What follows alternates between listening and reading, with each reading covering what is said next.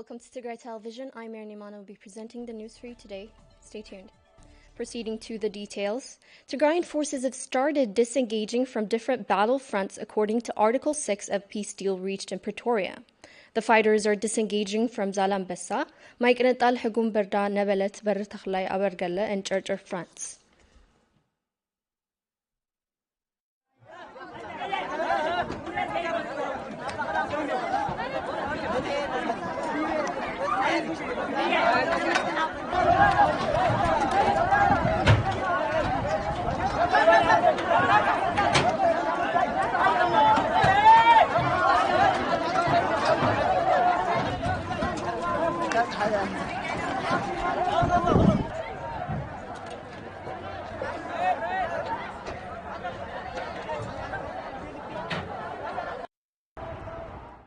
Military officials of the Tigrayan forces say disengagement shows commitment on their side to peaceful end of the conflict. Let's take a look.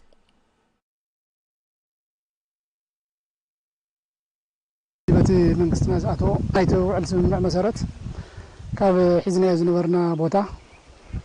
on the agreement our government signed, we are withdrawing from the areas that were under our control. The government of Tigray and the federal government have agreed to uphold the constitution. Withdrawing from the fronts is an indicator that we want peace more than anything.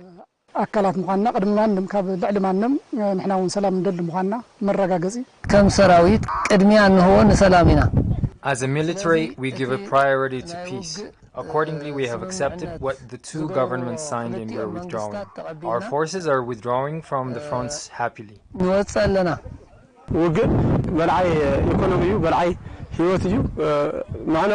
War is destructive. It destroys economy and takes lives.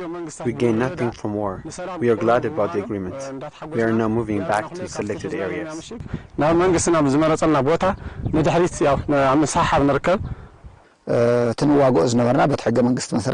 The constitution will now answer what we have been fighting about. We have stopped fighting, and according to an order from the government, we are withdrawing from the battlefront.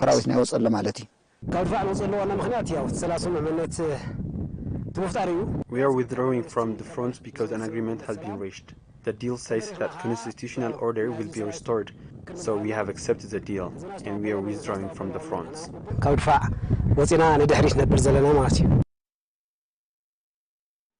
Our reporters spoke with ranks of Tigrayan forces who say that they're leaving front lines for the sake of peace. The fighters say peace is in the best interest of the people of Tigray. Let's take a look.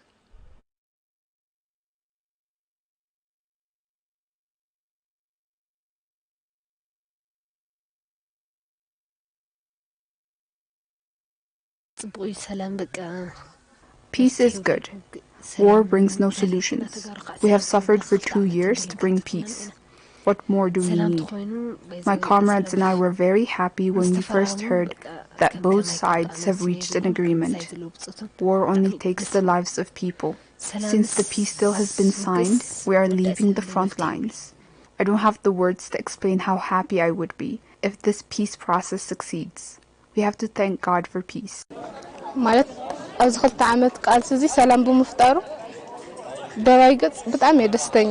to me, I'm very happy we've gone into peace after 2 years of struggle. We were one country. We both have paid heavy prices. Now we're happy. The suffering will end.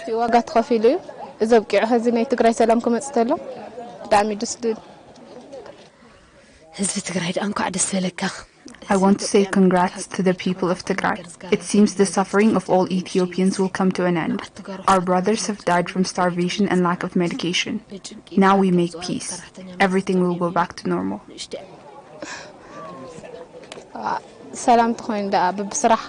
Once we achieve peace, I want to go back to my job.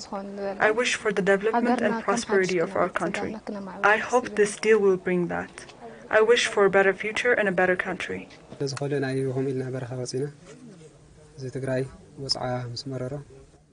come to the mountains for the sake of peace. We came here because we couldn't bear the atrocities that were being committed. We are now withdrawing for the sake of peace.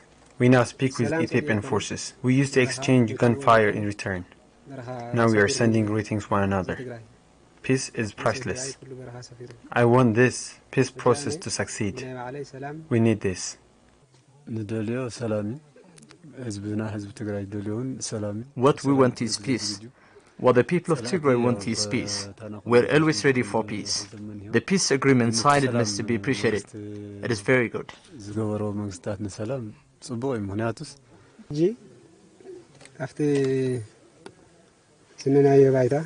We are in this peace process. The past is already gone. We will need to forget the past. We had suffered enough. I wish a bright future.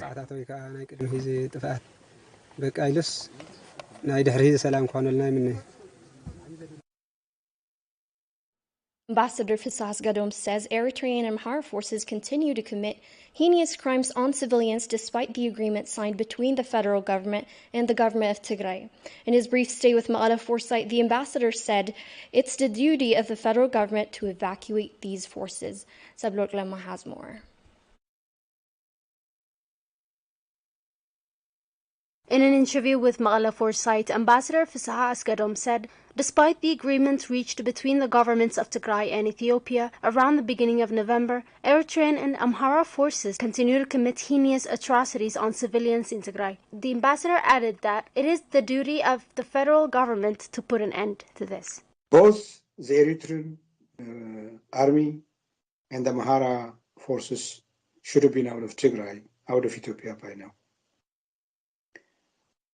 Not only they are there in Tigray, but they are also continue their heinous crimes against the population. People under their control are being killed, properties are being looted, there is massive kidnapping of young people whose whereabouts is not yet known, and also humanitarian deliveries, whatever a small amount is getting to Tigray, cannot reach those people that are under the control of the ADF. It is the sole responsibility of the Ethiopian federal government to take the responsibility to eject the Eritreans and the Amhara Fanos and others out of Tigray. Ambassador also added that the agreement was reached between the governments primarily to silence the guns so that the people of Tigray could have respite from the excruciating agony they live in. He also said that any further hostilities means complete annihilation of the people. Cessation of hostilities holding between the warring parties, that of the Ethiopian National Defense Forces and the Tigray Defense Forces. That, in my opinion, is one of the most single outcome of this agreement. This cessation of hostilities is meant for Tigray people to have a better situation to run their business, their lives, as opposed to continuation of the war. Therefore, it is not a matter of choice. If we have to continue to fight, and we have the power and the will to fight, we have no people to save. Our people will be totally exterminated to a level that we cannot imagine.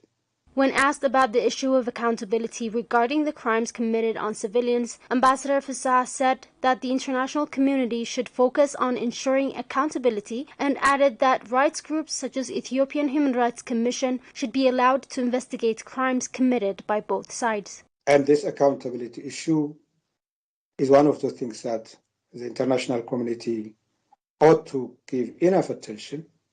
Now that Tigray and Addis has made a peaceful agreement, the International Commission of Human Rights Experts on Ethiopia should be allowed and investigate the crimes committed by every party.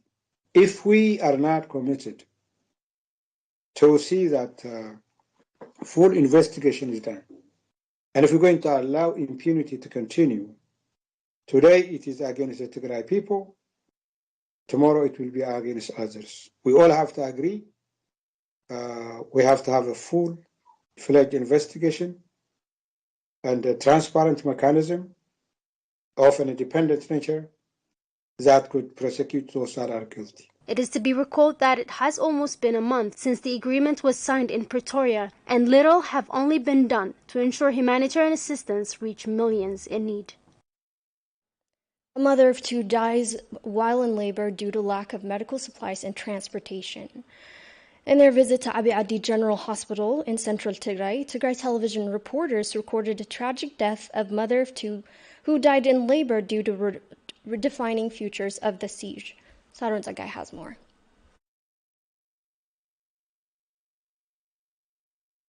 It was on the 29th of November and a busy day at the Abiy General Hospital, 85 kilometers away from the capital, Mekelle.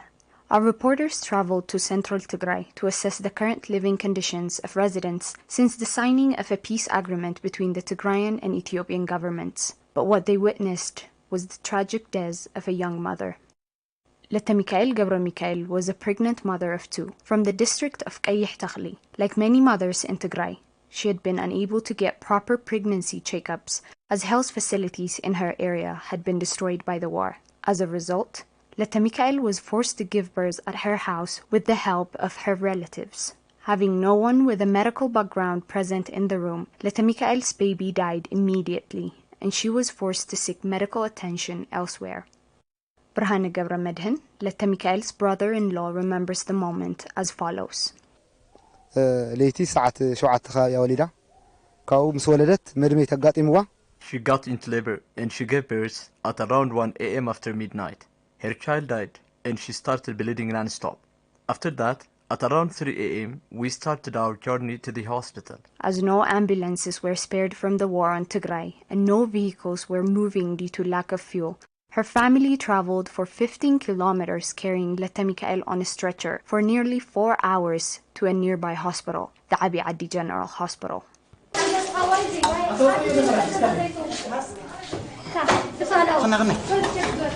ساعة 9 كاو غزا تلعلنا كاوم منقدي رحوق سلالخنا قعزو. We started the journey to a hospital nearby at around 3 a.m. But the journey was so long, and since there is no ambulance or any other transportation, we arrived at the hospital at 7 a.m. in the morning. Things didn't get better for Letta Mikael and her family even after they reached the hospital. The only difference between her house and this place was that there were people wearing white gowns, doctors and nurses running everywhere, but unable to help due to lack of materials and medicines. Letta Mikael finally lost the fight and died at the hospital, surrounded by medical professionals. We are in a really bad situation. We are in a really bad condition. If there had been an ambulance, we could have saved her life. The delay caused by lack of ambulance in transportation had a huge impact. Unfortunately, she died in our hand without receiving any kind of help. It's really sad. Letta Mikael gave birth to both of her children at this very hospital years ago. Brahane says if it wasn't for the siege-induced lack of transportation and medical supplies, Letta Mikael could still have been alive. She gave birth just fine the first time. She gave birth at this hospital. Mothers used to give birth at health centers or hospitals before the war. If there were enough medical supplies, if the world hadn't overlooked us, she could still have been alive. But because medical supplies still remain scarce, mothers are dying on a daily basis. Medical director of Abiy General Hospital, Haddush Haile, says that the hospital had lost many infants in the past months and says that Tigray needs an unfettered access to medical supplies based on the peace agreement signed. We're losing many infants on a daily basis. When the peace agreement was signed a month ago, we hoped we could get back to our normal lives and give an adequate service like we used to. But nothing is changed on the ground. We're still losing patients on a daily basis. The international community needs to pressurize the Ethiopian government to meet the agreement signed on its end and allow unfettered access to medical supplies. Abiy General Hospital had a capacity to serve more than 120,000 people.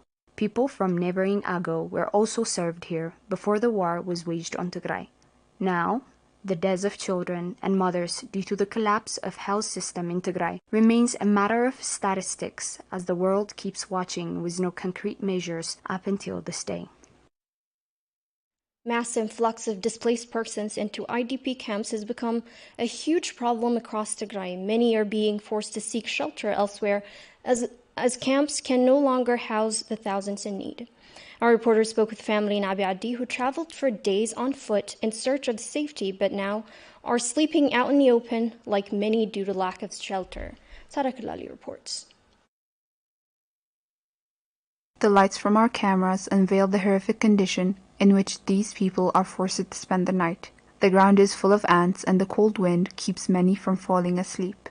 This is the town of Abiyadi in central Tigray, where many have sought shelter after being displaced by the deadly war back home. I was displaced 4 times, from Rubasa to Adawai, Dedavit, Salakhlacha, and finally Abiyadi. Mamit Kiros, along with her kids, traveled from Salakhlacha, leaving other family members on the journey. I left my husband in Salakhlacha. When enemy forces came to the town, I left and traveled on foot with my children. I don't know where my husband is. When heavy artilleries were fired towards us, my daughter got nervous and ran. I don't know where she is right now. Now, I only have these 3 with me, but we were a family of 7. I don't know where my 2 other children are. My mother was carrying some of our belongings, so I helped her with those and carried my younger siblings when they got tired. They were very hungry during the journey, but I encouraged them that we were approaching the destination. After traveling on foot for many days in hopes of finding shelter and food, only to find that those who arrived early were sleeping out in the open areas as there were no mattresses and no food available. It's been 4 days since they arrived here. We haven't